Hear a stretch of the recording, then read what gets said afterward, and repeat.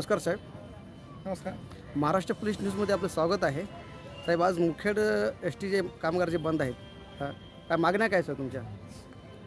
मी आपल्यामार्फत या संपाच्या संदर्भामध्ये सांगत असताना सर्वप्रथम मी राज्यातील किंवा मुखेड तालुक्यातील सर्वप्रथम आणि राज्यातील समस्त एस-टीने प्रवास करणाऱ्या प्रवाशांची सर्वप्रथम माफी मागतो. कारण आम्हालाही जाणीव आहे, आमचं कामच आहे जनतेची प्रामाणिकपणे सेवा करणं. परंतु ही सेवा करत असताना आपल्याही काही न्याय मागण्या असतात आणि त्या मागण्या सरकारकडे वेळोवेळी मागूनसुद्धा अनेक दिवसापासून आश्वासनाशिवाय आम्हाला काहीच भेटलेलं नाही. आम्हालाही पुन्हा पुन्हा संप करणं, 4-4 दिवसाला 8-8 दिवसाला किंवा महिन्या 6 महिन्याला पुन्हा रस्त्यावर उतरणं हे आम्हालाही काही वैयक्तिक योग्य वाटत नाही. परंतु महायुतीचं सरकार असो किंवा महाविकास आघाडीचं सरकार असो, आम्हाला आश्वासनाशिवाय आजपर्यंत काही भेटलं नाही. अनेक अडचणीचा सामना करत आम्ही महाविकास आघाडीचं सरकार असताना 6 महिने संप केला आम्ही. परंतु तेव्हासुद्धा त्या संपाचं राजकारण करत अनेक लोक त्या राजकारणात मोठे झाले. काही लोकांना आमदारक्या भेटल्या, काही लोकांनी सर्वसामान्य एस-टी कर्मचाऱ्याकडून आम्हा पैसा गोळा करून कोट्याधीश झाले. परंतु माझा एस-टी कर्मचारी अजूनही जिथं आहे तिथंच आहे. आणि हेच आता जे महायुतीचं सरकार आहे, त्यावेळेस जो संप झाला त्यावेळेस या सरकारमधले अनेक आमदार असतील, 2 आमदार असतील, काही भाजपचे पदाधिकारी असतील किंवा नेते असतील, यांना एवढा एस-टी कर्मचाऱ्याचा कळवळा आमच्यासोबत त्यावेळेस दिसून आला. तेव्हा खरंच आम्हाला वाटलं, खरंच राव, ही जर माणसं आज आमच्या म्हणजे सरकारमध्ये असती तर आज आपल्याला न्याय मिळाला असता. परंतु कालांतरानं राज्यामध्ये राजकीय घडामोडी घडल्या आणि पुन्हा महाविकास आघाडी सरकार जाऊन महायुतीचं सरकार आलं. ज्यांनी आमची बाजू महाविकास आघाडीचं सरकार असताना लावून धरली तीच माणसं आज सत्तेमध्ये आहेत. परंतु अनेक वेळा पाठपुरावा करून, अनेक मागण्या करून, अनेक आंदोलनं करून, अनेक बैठका घेऊन आजपर्यंत आमच्या एस-टी कर्मचाऱ्याला कसल्याच प्रकारचं काही भेटलेलं नाही. भेटलं ते केवळ आश्वासन. आणि आजपर्यंत शासन दरबारी सत्ता कुणाची असो, आमचा एस-टी कर्मचाऱ्याचा कळवळा किंवा पुळका म्हणता येईल आपल्या ग्रामीण भाषेमध्ये, तो फक्त विरोधी पक्षातील नेत्यांना असतो. महाविकास आघाडीचं सरकार असताना पवार कुटुंबियांनी अक्षम्य दुर्लक्ष केलं आमच्या मागण्याकडे. आणि तेच सुप्रिया सुळे काल सांगत आहेत की आम्ही महाविकास आघाडीचं सरकार आल्यानंतर एस-टीचा चेहरा मोहरा बदलून टाकू. तो बुलेट ट्रेनला जाणारा खर्च आहे तो आम्ही ग्रामीण भागातील एस-टीसाठी वापरू. हे सत्ता गेल्यानंतर शहाणपणे या राजकारणी लोकांना कसं काय येतं, सर्वसामान्यांच्या या भूमिका कशा काय दिसत नाहीत, हा आमचा एक प्रश्न आहे मुळात. आता तुम्ही प्रश्न विचारला की तुमच्या नेमक्या मागण्या काय आहेत.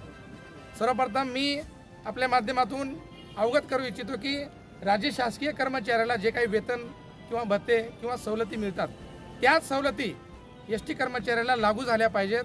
तोच पगार राज्य शासकीय कर्मचाऱ्याला जो वेतन मिळतं तेच वेतन एस-टी कर्मचाऱ्याला सुद्धा मिळालं पाहिजे, ही आमची प्रामाणिक पहिली मागणी आहे. कारण राज्य शासकीय कर्मचाऱ्याच्या पेक्षा कठीण काम हे माझा एस-टी कर्मचारी करत असतो.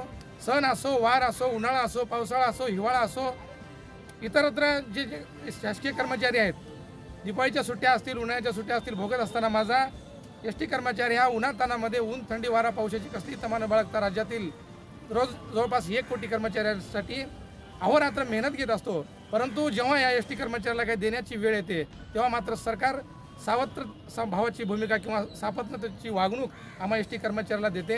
याचा वेळोवेळी आपल्यालाही त्या ठिकाणी आपल्याला प्रत्येक त्या ठिकाणी आला असेल. आणि म्हणून हे जे शासकीय वेतन आहे शासकीय कर्मचाऱ्याएवढं, ही आमची प्रमुख मागणी आहे. त्याचबरोबर 2018 पासून जो शासकीय कर्मचाऱ्याला 6 महिन्याला महागाई भत्ता मिळतो, तो भत्ता मागून करून आंदोलन, महागाई भत्त्यासाठी सुद्धा काही वेळेस आम्हाला आंदोलन करावं लागलं. ही एक शोकांतिका आहे. आणि 2018 पासून आम्हाला महागाई भत्त्याचा फरक 1 रुपयासुद्धा सरकारनं दिलेला नाही. तो एक रकमी फरक मिळावा ही आमची सुद्धा एक प्रमुख मागणी आहे. त्याचबरोबर घरभाडे भत्त्यामध्ये सुद्धा 2% नंतर वाढ केली 2018 पासून, त्याचासुद्धा महागाई भत्ता आम्हाला मिळालेला नाही. तो सुद्धा घरभाडे भत्त्याचा फरकसुद्धा या ठिकाणी आम्हाला एक रकमी भेटला पाहिजे, ही सुद्धा आमची एक प्रमुख मागणी आहे. त्यानंतर 2016 नंतर जी एकतर्फी वेतनवाढ रावते साहेबांच्या काळामध्ये आम्हाला लादण्यात आलेली होती, तेव्हा इतर कर्मचाऱ्यांना 3% वेतनवाढीचा दर असताना आमच्या प्रशासनानं एकतर्फी 2% वेतनवाढीचा दर आम्हाला लागू केला आणि नंतर 3% केला. परंतु 2 किंवा 3 वेतनवाढी आमच्या 2% दराने झालेल्या आहेत.